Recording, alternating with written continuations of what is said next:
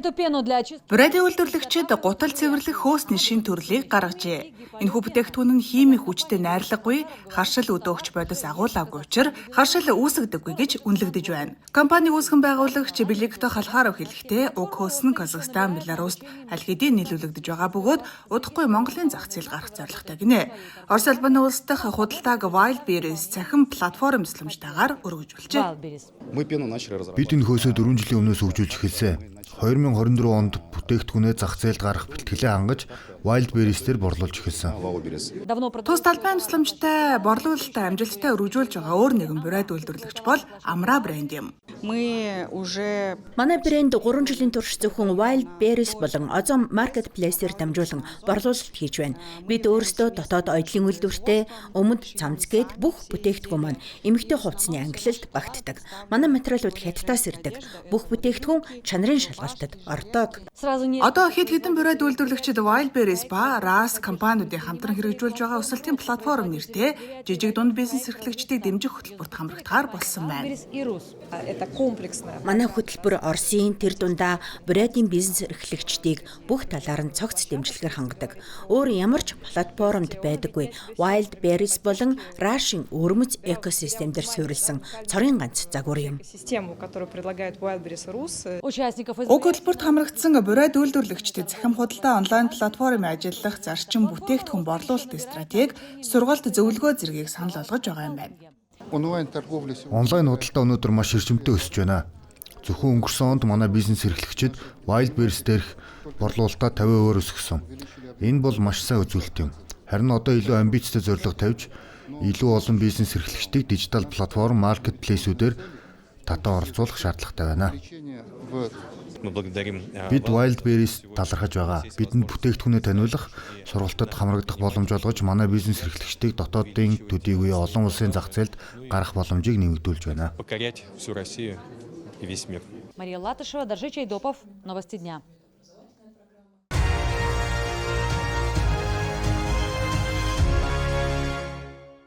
Гармажа Баюрович бага наснасаа л хөдөлмөрийн үн цэнийг мэдэрсэн нэгэн байв.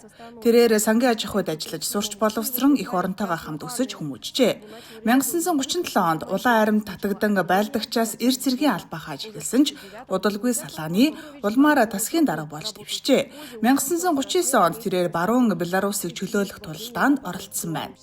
Финляндийн эсрэг тулдааны үед Гармажа Баюрович олон удаа дайсны ард талд нууцаар нэвтэрч тэдний байршил их бууны байрлалын тухай чухал мэдээллийг зөвлөлөн манай армид дамжуулдаг байсан.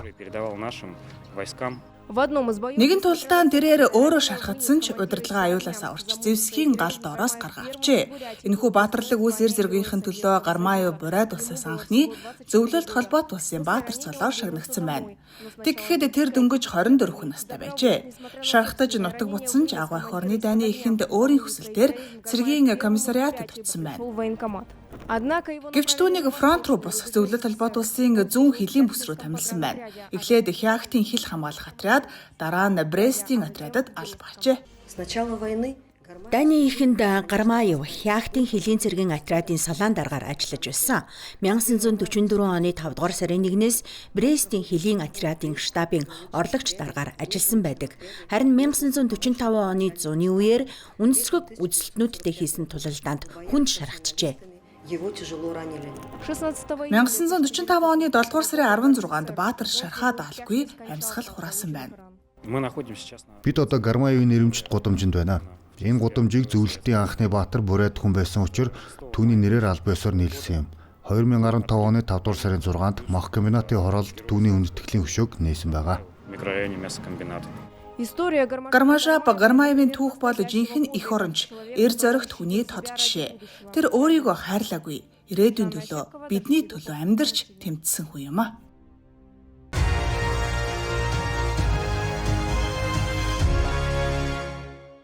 Семён өөрийн гараараа жижиг цаг уурын станц бүтээжээ. Энэ төхөөрөмж нь агаарын чигшил, хэм агаарын даралт хэмжихээс гадна цонхны цаана өдөрөө шөнүү гэдгийг ч тодорхойлох чадвартай.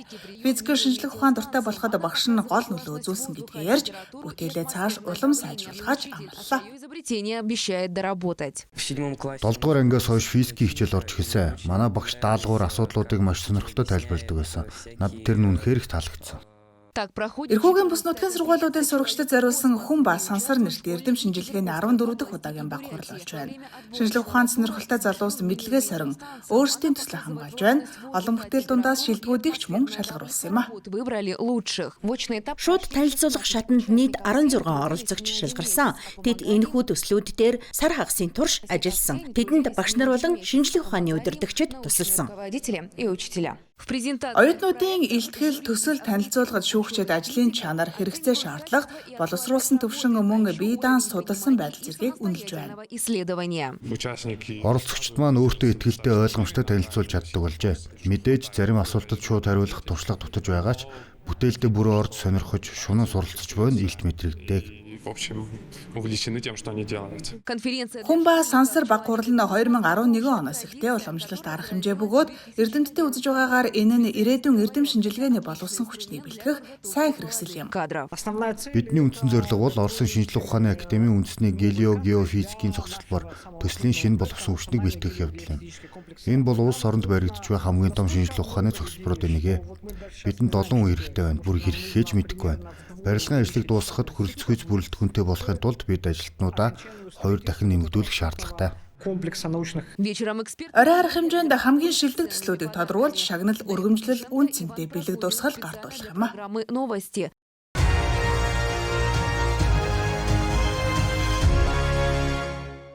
Зуны амралтын эхлэл болох 6 дугаар сар хэдийн хаяанд иржээ. Энэ жил өвөр байгалийн хязгаарын хүүхдийн цэцлэнгуудын зуны амралт, сувилгаа зохион байгуулах бэлтгэл ажлыг шин содон хэлбэрээр эхлүүлсэн байна.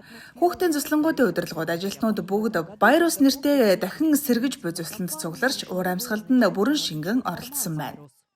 Энэ бол бидний уламжлалт жил бүр зохион байгуулдаг арга хэмжээ. Бид өмнөх жилүүдийн туршлагатай удирдагч, дэгч, шинээр нэгдэж байгаа залуусагч хүлээн авдаг. Энэ жил онцлогтой. Оросын холбооны улсын боловсролын яамнаас 2025 оныг хүүхдийн амралтын жил болгон зарласан. Иймээс хөтөлбөр нь холбооны болон бүс нутгийн төвшөнд аль алинд нь хамрагдсан цогц агуулгатай. Хүүхдийн зуны амралт нь хариуцлагатай нарийн зохион байгуулалт шаардсан чухал ажил юм. Хуулийн шинжилэл дүрм журмыг урьдчилан хэлэлцэж, цаг алдалгүй хэрэгжүүлэх нь амралтын чанарт шууд нөлөөлөх юм. Энэчүүднээс семинар зөвлөгөөнд тусгаалan 2 хэсэг ажилласан байна. Нэг нь зүслэнгийн захирлуудын, нөгөө нь арга зүйчид болон ажилтнуудад зориулогджээ.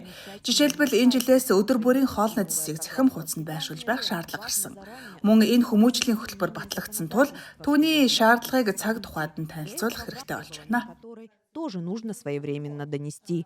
2025 онд манай хязгаарт нийт 551 байгууллага хүүхдийн зуны амралт сувилгааны чиглэлээр ажиллана. Үүнд 51 байнгын байрлалтай хөдөө байрлах цуслан, мөн сургуулийн дэргэдэх өдөр өнжүүлэх цуслангууд багтаж байна. Бид 7 майханд цуслан ажиллуулахаар төлөвлөж байгаа. Гэхдээ ойн төмрийн нөхцөл байдлаас шалтгаалж энэ нь одоогоор нээлттэй асуудал хэвээр байна. Ийм семинарт олон жил оролцож байгаа хүмүүс үүнийг бодит үнцэнтэй уулзалт хэмээн үздэг. Сергей Пискуновын Зүслэнгийн үйл ажиллагааг 8 дахь жилдээ удирдах, ийм уулзалтуудын ачаар олон улсын түвшинд гарч эхэлж байгаа гинэ. Манай байгууллагууд 3 төслөн бий. Самородок, Спартак, Чемпион. Бүгд спортын чиглэлтэй. Нэг ээлжинд 700-аас 800 хүүхэд ирдэг. Нийт 4 ээлж зохион байгуулдаг. Энэ жил бид 2 дахь удаага олон улсын наадам зохион байгуулж байна. Монголын багч ирнэ. Мөн бүгд найрамдахтад ард улсын болон Донецкийн бүгд найрамдах улсаас баг ирэх магадлалтай байна. Манай хүүхдүүд бүх улирлын турш амардаг. Хөл бөмбөг, сагсан бөмбөг, гар бөмбөг, ширээний теннис зэрэг спортын төрлүүдээр багууд бүрэн өрсөлддөг. Команда 12 человек полностью соревнуется во всех этих видах спорта. Своими рекомендациями. Хүүхдийн зуны амралт, сувилгааны салбарт мэрэгжлийн хэлтийн ерхий газар болон онцгой байдлын газрын мэрэгжилтнүүд өөрсдийн зөвлөмж саналаа танилцуулсан. Учир нь альва жижиг зүйлийг орхиж болохгүй. Хүүхдүүдийн хувьд зуны амралт баяр хөөрөөр дүүрэн, харин эцэг эхийн хувьд амар тайван итгэлтэй уйлрал байх ёстой юм.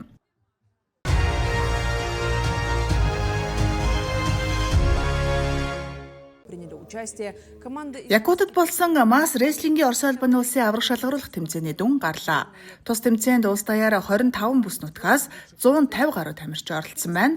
Шилдэг амжилт үзүүлсэн Саха улсын багийг 28 шилдэг масс рестлер төлөөлжээ. Тэмцээн 14 жинг англиар явагдсан бөгөөд түүний 10-д нь Якутад төрүүлж улсдаа 10 алт, 9 мөнгө, 6 хүрэл медаль авчирсан байна.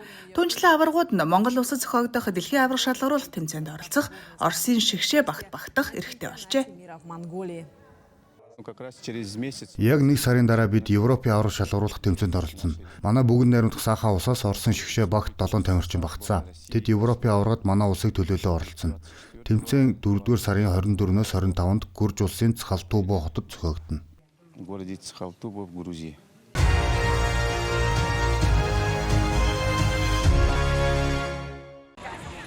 Это одна из старейших. Энэ бол дэлхийн хамгийн эртний худалдааны талдаа нэг. Хятад хэлээр энэ ярамгийг Сан Юэзэ буюу 3 дугаар сарын наадам хэмээн нэрлэдэг бөгөөд сарны тоотлолын дагуу тооцож тэмдэглэдэг байна.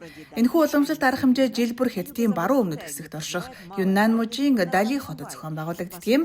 Энд бай хэмээх бяцхан үндэстэн аж төрдөг бөгөөд тус ярамг нь тэдний соёлын амьд архиваас өөрсгөө ажээ. Продукты и лакомства. Манай 12 хошуу төс бүр өөрийн гисэн үзэсгэлэнгийн булантай. Тухайлбал Юнлунаас бид алдарт нодын гахаан утсамх хэцийн хошуугаас хамгийн шилдэг органик сүг танилцуулж байна. Еще одно. Энэ ярамг заларсан зочин бүрийн заавал амсах ёстой нэг хоол бол чансан дахианы мах гинэ. Бид өглөө 8:30-аас бэлдэж эхлээд 500 гаруй дахиад бэлтчихэд байна. 700 байна уу? 800 хүнд үйлчиллээ. Өдөржингөө завсралгахгүй хийлээ. Весь день готовили без перерыва. Изначально ярмарка. Эхэндээ уг ярамг нь ургамлын гаралтай ийм ахын хэрэгцээ зүйлс борлуулах зах байжээ. Сонирхолтой нь уламжлал Хятадын ангаах ухааны бүтээгдэхүүнүүд өнөөдөр ч орчин үеийн хэлбэрээр энд худалдаалагдсаар байна. Энэ бол бидний тусгайлан уг яармагт зориулан бүтээсэн шинэ бүтээгдэхүүн. Манай эмнэлгийн алдартай 2 эмчийн жор дээр тулгуурласан юм. Нэг нь оюун ухаан сэргээж сэтгэл төвшөтгдөг, нөгөө нь тайвшруулж нойр сайжруулдаг. Успокаивает и помогает уснуть. Помимо покупок, Энд зөвхөн бараа худалдаж авахаас гадна сэтгэл баясгах олон соёлын арга хэмжээч болдог. Жишээлбэл дүүгэ нэртэй дууны тэмцээн, морин уралдаан. Манай сурвалжлах багийнхан яармаг дээр Францын Довил хотын даргатай таарсан юм. Довил, Дали 2 хот морин спорт адууны үйлдвэр сайжруулах, түүнчлэн соёл аялал жуулчлалын салбарт хамтран ажиллах төлөвлөгөөтэй байгаа. Албан ёсны мэдээлэлээр 2024 онд Дали хотыг 110 сая гаруй жуулчин зорьсон нь түүхэндээ хамгийн өндөр үзүүлэлт болжээ. Энэхүү ярамг нь орон нутгийн аялал жуулчлалыг дэмжих томоохон хөшөөрөг болж байна. Миний амьдардаг газар ийм зүйл байдаггүй. Энэ бүхэн надад үнэхээр шинэлэг сонирхолтой туршлага юм. Хүмүүс нь ч их найрсаг сонирхолтой юм аа. несмотря на стремление Технологи хурдцтай хөгжиж буй өнөөгийн нөхцөлд ч мянганы түүхтэй Сан Юэзэ ярамгийн сүнслэг чанар, соёлын үнц нь өнөөдөр ч амьд оршин тогтносоор байна. Ян Цзинхао, Сиржан.